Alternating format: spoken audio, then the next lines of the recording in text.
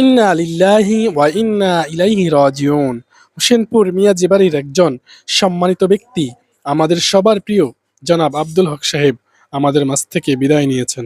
নীরব অশ্রুসিক্ত হৃদয়ে আজ আমরা বিদায় জানাচ্ছি একজন সৎ, বিনয়ী ও পরোপকারী মানুষকে, যিনি ছিলেন পরিবার, সমাজ ও এলাকার মানুষের জন্য এক অনুকরণীয় উদাহরণ। তার হাসিমাখা মুখ, আন্তরিকতা আর মানুষের প্রতি ভালোবাসা, এসবই আজ স্মৃতির পাতায় অম্লান হয়ে থাকবে।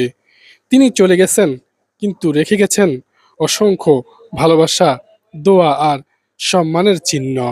এ শূন্যতা কখনোই পূরণ হবার নয়। তিনি চলে যাওয়ার সময় তার এক ছেলে ও এক মেয়েকে এ পৃথিবীতে রেখে গেছেন।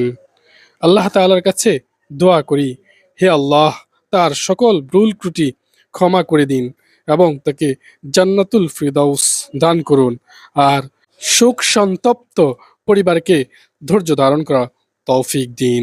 আমিন। আসলে এই বিদায় আমাদের জন্য কি মেসেজ দেয়?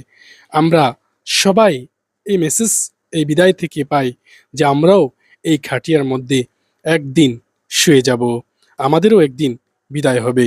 কারণ আল্লাহ রাব্বুল আলামিন কোরআনুল কারিমে বলেছেন, কুল্লু নাফসিন যায়িকাতুল মাউত। এই পৃথিবীতে যাদের জান জীবন আছে, তারা একদিন এই পৃথিবী ছেড়ে চলে যেতে হবে অন্ধকার কবরে। আমাদের ইচ্ছায় হোক অনিচ্ছায় হোক, এখানে আমাদেরকে যেতেই হবে। কি নিয়ে আমরা এত গর্ব অহংকার বোধ করি? আল্লাহ তাআলা আমাদেরকেও বোঝার তৌফিক দান করুন। আল্লাহ তাআলার দ্বীনের পথে চলার তৌফিক দান করুন। আমিন।